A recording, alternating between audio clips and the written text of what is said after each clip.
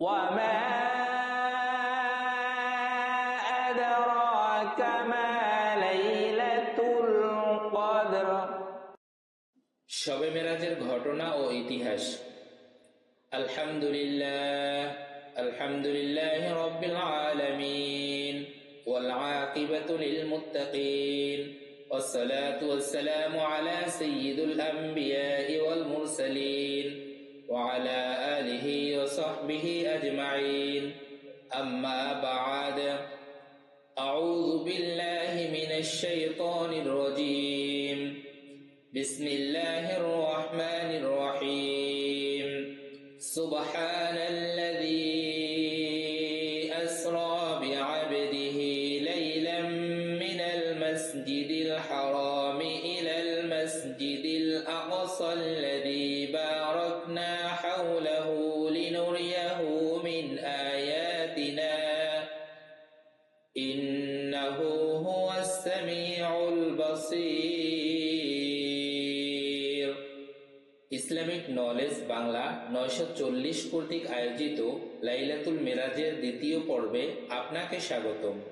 তৃতীয় পর্ব দেখতে আমাদের চ্যানেলটি সাবস্ক্রাইব করে সাথেই থাকুন অথবা ফেসবুক পেজটি ফলো দিন। পর্ব 2। বিসমিল্লাহির রহমানির রহিম।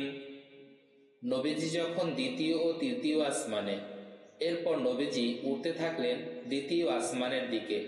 সেখানেও দরজা খুলতে প্রথম আসমানের মতো জিজ্ঞাসাবাদ করা হলো। এরপর নবীজিকে ইস্তেকবাল করা হলো। নবীজি সেখানে দেখতে পেলেন দুই খালাতো ভাই হযরত ঈসা আলাইহিস সালাতু ওয়াস সালাম ও ইয়াহইয়া আলাইহিস সালাতু ওয়াস সালামকে। তাদের সাথে নবীজি সালাম বিনিময় হলো। তারা নবীজিকে স্বাগত জানালেন, মারহাবা আমাদের পুণ্যবাই ভাই এবং সজ্জন নবী। তারা নবীজির জন্য প্রাণ ভরে দোয়া করলেন। এরপর নবীজিকে তৃতীয় আসমানের দিকে নিয়ে যাওয়া হলো। সেখানেও দ্বিতীয় আসমানের মতো আবারও জিজ্ঞাসাবাদ করা হলো এবং নবীজিকে স্বাগত জানানো হলো। সেখানে গিয়ে দেখলেন হযরত ইউসুফ আলাইহিস সালাতু ওয়াস সালাম। হযরত ইউসুফের সাথে নবীজির সালাম ও কুশল বিনিময় হলো। নবীজি সাল্লাল্লাহু আলাইহি ওয়াসাল্লাম বলেন, হযরত ইউসুফকে যেন দুনিয়ার অর্ধেক সৌন্দর্য ঢেলে দেওয়া হয়েছে। চতুর্থ, পঞ্চম ও ষষ্ঠ ও শেষ আসমানে নবীজি সাল্লাল্লাহু আলাইহি ওয়াসাল্লাম। আমি আপনাদের সময় বাঁচানোর জন্য একসাথে 4টি আসমানের ঘটনা এখানে উল্লেখ করব। এরপর চললেন চতুর্থ আসমানের দিকে। সেখানেও পূর্বের মতো জিজ্ঞাসাবাদ করা হলো, স্বাগত সম্মান জানানো হলো। সেখানে হযরত ইদ্রিস আলাইহিস সালাতু ওয়াস সালামের সাথে সাক্ষাৎ দেয়া হলো। সালাম ও কুশল বিনিময় হলো। হযরত ইদ্রিস আলাইহিস সালাতু ওয়াস সালাম নবীজির জন্য দোয়া করলেন। এরপর চললেন পঞ্চম আসমানের দিকে। সেখানে হযরত হারুন আলাইহিস সালাতু ওয়াস সালামের সাথে সাক্ষাৎ হলো। এরপর চললেন ষষ্ঠ আসমানের দিকে। সেখানেও পূর্বের পর্বগুলোর মতো আবারও জিজ্ঞাসাবাদ করা হলো। এরপর চললেন ষষ্ঠ আসমানের দিকে। সেখানেও পূর্ব পর্বগুলোর মতো আবারও জিজ্ঞাসাবাদ করা হলো। নবীজিকে অভিনন্দন জানানো হলো।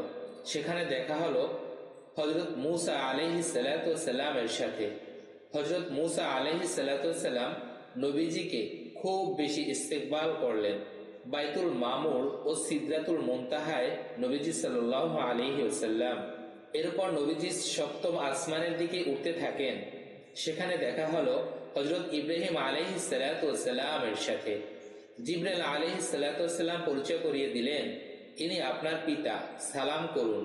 নবীজি হযরত ইব্রাহিম আলাইহিস সালাতু ওয়াস সালামের সাথে সালাম বিনিময় করলেন। নবীজি বলেন, হযরত ইব্রাহিম আলাইহিস সালাতু ওয়াস সালাম তখন বাইতুল মামুরে হেলান দিয়েছিলেন। বাইতুল মামুর যেখানে প্রতিদিন 70,000 ফেরেশতা আসে। এরপর এই 70,000 ফেরেশতা আর কখনোই সেখানে অন্যদিন আসতে পারবে না। এভাবে প্রতিদিন 70,000 করে ফেরেশতাদের নতুন নতুন কাফেলা সেখানে আসতেই থাকে। এরপর নবীজিকে নিয়ে যাওয়া হলো সিদরাতুল মুনতাহার দিকে। সেই কুল বৃক্ষের এক একটি পাতা হাতির কানের মতো, আর এক একটি ফল মটকার মতো অনেক বড় বড়। যখন ওটাকে আল্লাহর বিধান আচ্ছন্ন করে নিল, তা পরিবর্তিত হয়ে গেল। সৃষ্টির কারো সাধ্য নেই তার সৌন্দর্যের বিবরণ দেয়ার। জিবরাইল আলাইহিস সালাম বললেন, এটা সিদরাতুল মুনতাহা। এখানে 4টি নহর, 2টি অদৃশ্য আর 2টি দৃশ্যমান। নবীজি সাল্লাল্লাহু আলাইহি সাল্লাম জিজ্ঞেস করলেন, দৃশ্যমান নদী দুটি কোনগুলো?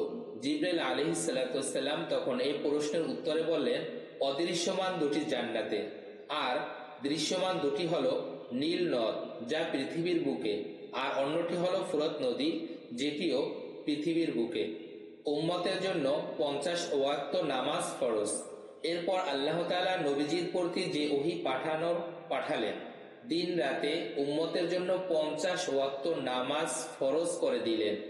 নবীজি সাল্লাল্লাহু আলাইহি সাল্লাম আল্লাহর পক্ষ থেকে সালাতের এই হাদিয়া নিয়ে ফেরত আসছিলেন। এর মধ্যে দেখা হলো হযরত মুসা আলাইহিস সালাম এর সাথে। হযরত মুসা আলাইহিস সালাম জিজ্ঞেস করলেন, আল্লাহ আপনার উম্মতের জন্য কি হাদিয়া দিয়েছেন? নবীজি তখন খুশি মনে বললেন, 50 ওয়াক্ত নামাজ নিয়ে এসেছি। হযরত মুসা আলাইহিস সালাম বললেন, আপনার উম্মত রাত দিনে 50 ওয়াক্ত নামাজ পড়তে পারবে না। আপনার আগে আমি উম্মত চালিয়ে এসেছি, আপনি আল্লাহর কাছে গিয়ে কমিয়ে আনুন। নবীজি সাল্লাল্লাহু আলাইহি ওয়াসাল্লাম সে মতে আল্লাহর কাছে গিয়ে কম করে দেয়ার দরখাস্ত করলেন। আল্লাহ 5 ওয়াক্ত কমিয়ে তখন 45 ওয়াক্ত নামাজ ফিরিয়ে দিলেন। নবীজি তা নিয়ে ফেরত আসছিলেন। আবার হযরত মুসা আলাইহিস সালাম এর সাথে দেখা হলো। বললেন, আপনার উম্মত এই 45 ওয়াক্ত নামাজও পড়তে পারবে না, আপনি যান আরো কমিয়ে আনুন। নবীজি আবার আল্লাহর কাছে গিয়ে আগের মতো দরখাস্ত করে আরো 5 ওয়াক্ত কমিয়ে মোট 40 ওয়াক্ত নামাজ নিয়ে ফেরত আসলেন। নবীজি বলেন, এভাবে আমি আল্লাহ ও মুসার মাঝে যাওয়া আসা করতেই থাকি। শেষবার আল্লাহ বলেন, মুহাম্মদ, এই হলো দিন রাতে 5 ওয়াক্ত নামাজ। প্রত্যেক নামাজের বিনিময়ে 10 নামাজের সওয়াব দেওয়া হবে, অর্থাৎ 1 ওয়াক্ত নামাজ পড়লে 10 ওয়াক্ত নামাজের সওয়াব দেওয়া হবে। এভাবে বান্দা যখন 5 ওয়াক্ত নামাজ পড়ে তখন 50 ওয়াক্ত নামাজের সওয়াব পাওয়া যাবে। সুবহানাল্লাহ। কেউ কোনো ভালো কাজের ইচ্ছা করবে কিন্তু করতে পারবে না, তার জন্য নেকি রয়েছে 1 নেকি।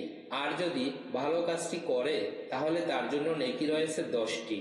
আর কেউ কোনো মন্দ কাজের ইচ্ছা করলে তার জন্য কোনো গুনাহ লেখা হবে না, তবে তা করে বসলে 1টি গুনাহ লেখা হবে। নবীজি সাল্লাল্লাহু আলাইহি ওয়াসাল্লাম এই সওগাত নিয়ে ফিরে আসছিলেন। হযরত মুসার সাথে দেখা হলো। মুসা আলাইহিস সালাম এবার শুনে বললেন, আপনি যান আরো কমিয়ে আনুন, আপনার উম্মত পারবে না। বনি ইসরায়েলের বিষয়ে আমার অভিজ্ঞতা আছে। নবীজি সাল্লাল্লাহু আলাইহি ওয়াসাল্লাম বললেন, আমার আর যেতে লজ্জা বোধ হচ্ছে। এই কথাগুলো আমরা বুখারী শরীফের 3887 নম্বর হাদিস এবং মুসলিম শরীফের 162 এবং 164 নম্বর হাদিস থেকে জানতে পারি। নবীজিকে যখন বুরাকে তোলা হচ্ছিল তখন বুরাক উদ্ধত দেখালো। তখন জিবরাইল আলাইহিস সালাম বললেন, মুহাম্মাদের ক্ষেত্রে এরকম করছিস? তোর উপর তো এর চেয়ে শ্রেষ্ঠ কেউ কোনোদিন চড়েনি। এই শুনে বুরাক ঘর্মাক্ত হয়ে গেল। এই কথাটি আমরা তিরমিজি শরীফের 3131 নম্বর হাদিস থেকে জানতে পারি।